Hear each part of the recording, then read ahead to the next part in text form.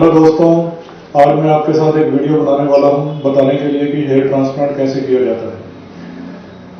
आपको मालूम है कि सिर में दो किस्म के बाल होते हैं।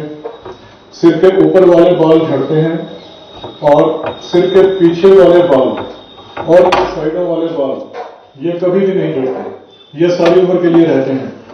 ये वाले बाल छोटी उम्र के बाल हैं और ये वाले बाल जो हैं ये लंबी उम्र के बाल हैं।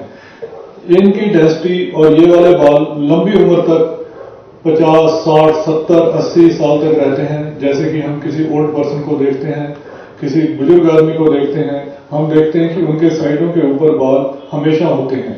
ये वाले बाल लंबी उम्र के बाल हैं, ये थ्रू आउट लाइफ रहते हैं। हेयर ट्रांसप्लांट इसी प्रिंसिपल पे बेस्ड है कि हम टेक्नोलॉजिकली यहां से बालों की एक एक जड़ को लेके ऊपर वाला हिस्सा जहां गंजापन है वह लगा दी जाती है।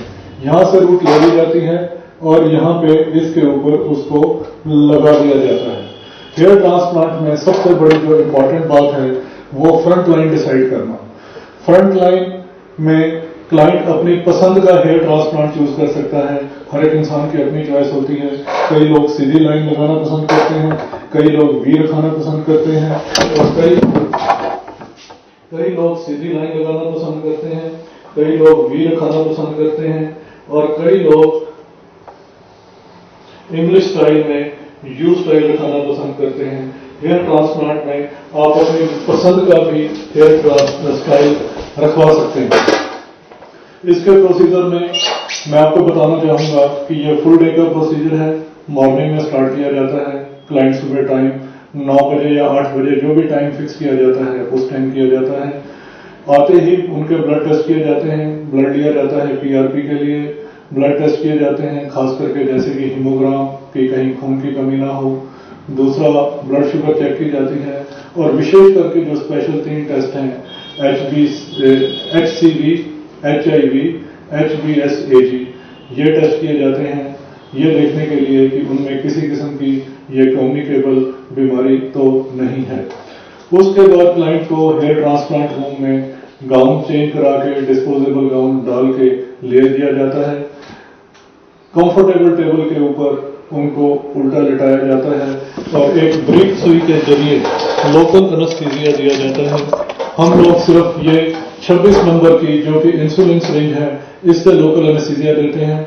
इससे पतली सुई वर्ल्ड में कहीं भी नहीं है और ये लगाने से पहले भी हम इंश्योर करते हैं जब क्लाइंट लेटा हुआ है तो उसकी बैक साइड के ऊपर हम आइस पैक लगा देते हैं या वाइब्रेटर प्रयोग करते हैं जिससे कि इस इंजेक्शन लगाने का भी उनको पता ना चले। जब ये इंजेक्शन लग जाता है तो इसके पीछे सिर का पिछला हिस्सा नम हो जाता है। क्लाइंट कंफर्टेबल टेबल के ऊपर लेटा हुआ है और मशीन के जरिए जैसे कि मैं अभी आपके साथ वीडियो शेयर करने वाला हूं बीच में से रूट्स निकाली जाती हैं। एक रूट निकाल ली जाती है, 2 छोड़ दी जाती है, एक निकाल ली जाती है, 2 छोड़ दी जाती है, एक निकाल ली जाती है और 2 छोड़ दी जाती है। इसमें से रूट्स को निकाल लिया जाता है और इनको स्पेशल जो हमने मॉर्निंग में ब्लड लिया है और उससे जो प्लेटलेट रिच प्लाज्मा तैयार किया गया है उसके बीच में रखा जाता है। ये प्रोसीजर को करने में करीब 3 से लेकर 4 घंटे लगते हैं। एवरेज 1 घंटे में 800 से लेकर 1000 तक की रूट निकाली जाती हैं।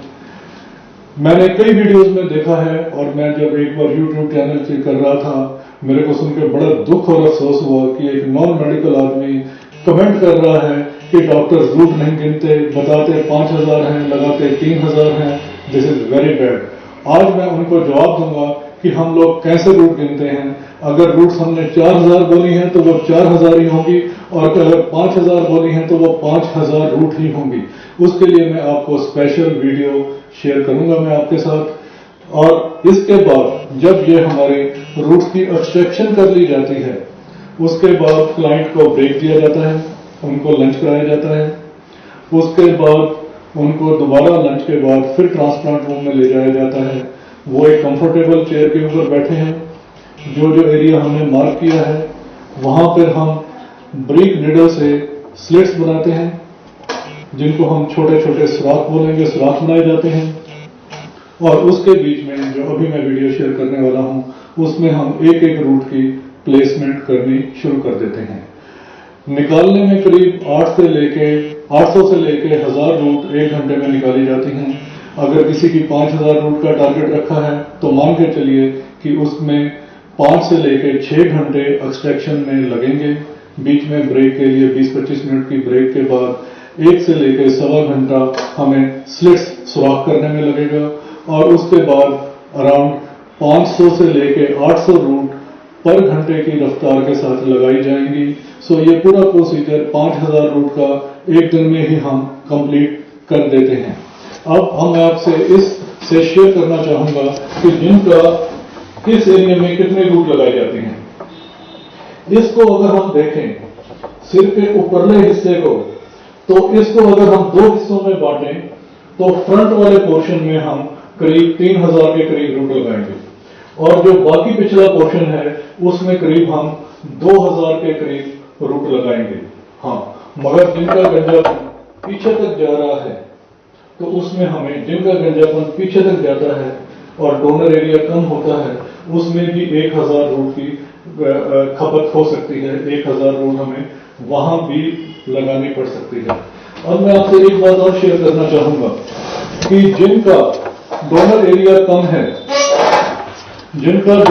कम है और गंजापन पीछे तक जाता है और कम डोनर एरिया में से जब हम ज्यादा रूट नहीं निकाल सकते, करीब कोई 3000 या 3500 के करीब हम रूट निकाल पाते हैं, तो उस हालत में हेड की कवरेज 50% या 60% हो जाती है और बाकी की रिक्वायरमेंट हम दाढ़ी में से पूरी करते हैं।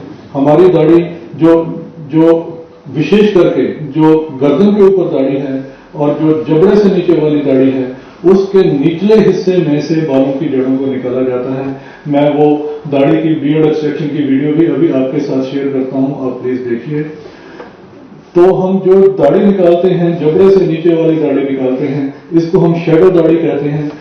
जब इंसान सामने बैठा होता है तो उसके ये मार्क नजर नहीं आते, पता नहीं चलता। हाँ, एक चीज मैं बताना चाहूंगा कि ये दाढ़ी सारी नहीं निकाली जाती है, इसमें भी बीच बीच में से निकाला जाता है। एक रूट निकाल देते हैं, 2 रूट छोड़ देते हैं, एक रूट निकालते हैं, 1 रूट छोड़ देते हैं।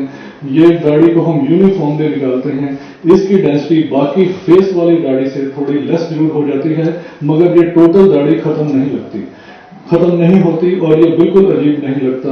और अगर कोई इंसान बाद में दाढ़ी रखना चाहे तो रखेंगे, पर उनको ये पता नहीं चलेगा कि उनकी दाढ़ी में से ग्राफ्ट लिए जा चुके हैं। हाँ, जिनकी ये पीछे से 3000 या 3500 जिनके कम निकले हैं और दाढ़ी में से 1000 से लेकर 1500 तक हम 5000 तक सिर के ऊपर वाला हिस्सा कवर कर देते हैं। अगर हमें दाढ़ी में से ग्राफ्ट लेने पड़ते हैं, वो प्रोसीजर सेम दिन नहीं किया जाता, वो दूसरे दिन किया जाता है। दाढ़ी में से ग्राफ्ट के लिए हमें एक ट्रांसप्लांट में दूसरा दिन लगाना पड़ता है। और अगर दाढ़ी और हेड के पीछे से ग्राफ्ट निकलने के बाद हमारी जरूरत पूरी ना हो तो हमारे पास बॉडी का थर्ड रिजर्व है छाती के बाल और प्राइवेट पार्ट्स के नीचे के बाल। हमारे पास वो मशीन्स भी हैं जिसके जरिए हम छाती के और नीचे वाले बाल निकालते हैं। उसकी वीडियो भी मैं अभी आपके साथ शेयर करता हूं, आप देख लीजिए। तो छाती में से करीब हमारी मैक्सिमम कैपेसिटी 1000 या 1200 तक हम वहां से भी ग्राफ्ट ले सकते हैं। हमारी कोशिश होती है कि हम शुरू से लेके एंड तक जिनकी रिक्वायरमेंट ज्यादा भी है हम एक ही स्टेज में कवर कर दें।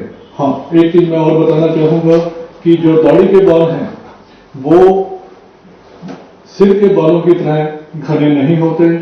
अगर हम दाढ़ी को बारीकी से देखें तो आप देखेंगे कि दाढ़ी के बालों का गैप सिर के बाल के गैप से ज्यादा होता है। अगर सिर के बाल नजदीक हैं तो दाढ़ी के बालों में गैप ज्यादा होगा। हमें वही डिस्टेंस सिर्फ दाढ़ी के बालों में पीछे लगाना पड़ता है। दाढ़ी के बाल घने नहीं लगाए जा सकते और अगर उनको हम बहुत ज्यादा डेंस लगाते हैं तो उनमें ग्रोथ उस तरीके की डेंसिटी नहीं आती, प्रॉपर ग्रोथ नहीं आती।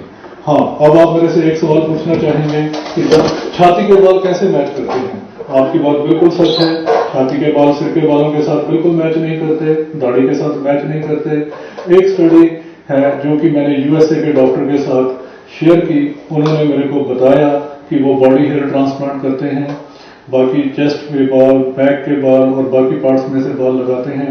ये जो छाती के बाल हैं या अदर पार्ट्स के बाल हैं, ये इनकी ग्रोथ शुरू के टाइम में प्रॉपर नहीं आती, पर जब हम छाती के बाल को सिर के ऊपर ले जाते हैं उसको न्यूट्रिशन ज्यादा मिलती है और आने वाले टाइम में उसकी ग्रोथ नॉर्मल बाल की तरह होने लग जाती है।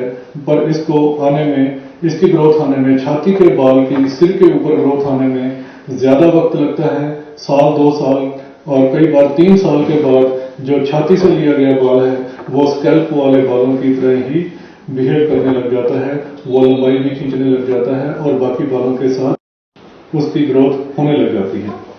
एक चीज और बताना चाहूंगा, जब हमने बियर्ड और स्कैल्प में से बाल लेने हों तो हमारी कोशिश होती है कि बियर्ड और स्कैल्प सिर के पीछे वाले बाल हम दोनों को मिक्स करके लगाएं ताकि वो सभी की ग्रोथ एक जैसी यूनिफॉर्म हो। हाँ, और जब हमने चेस्ट के बाल लगाने होते हैं तो हमारी कोशिश होती है कि दाढ़ी के बाल और चेस्ट के बाल मिक्स करके लगाएं ताकि वो एक जैसे भरे भरे नजर आए।